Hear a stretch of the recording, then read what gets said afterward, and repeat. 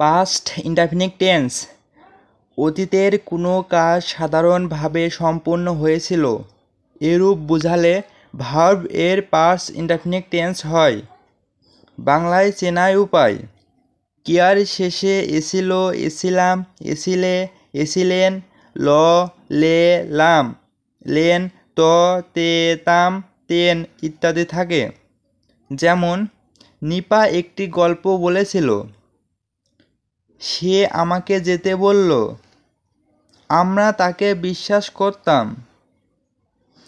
গঠন প্রণালী: প্রথমে সাবজেক্ট, তারপর V2 বসে, তারপর অবজেক্ট ও বাকি অংশ বসে। Structure: subject plus V2 plus object plus বাকি অংশ। যেমন, Nipa told a story, he said to me to go, we believed him। ব্যবহার: অতীতকালের দিন, তারিখ ও সময়ের উল্লেখ থাকলে I went there on Friday, he met me yesterday। কেউ, কোনো কিছু, ছিল, ছিলে, ছিলাম, ছিলেন বুঝতে was, were এর সাথে এই টেন্স ব্যবহার হয়।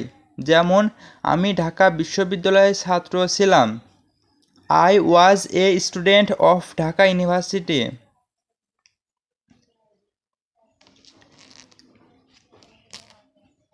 কারুর কিছু ছিল বুঝতে পাস্ট ইনডেফিনিট টেন্স এর মূল ভার্ব হিসেবে হ্যাড ব্যবহৃত হয়। যেমন,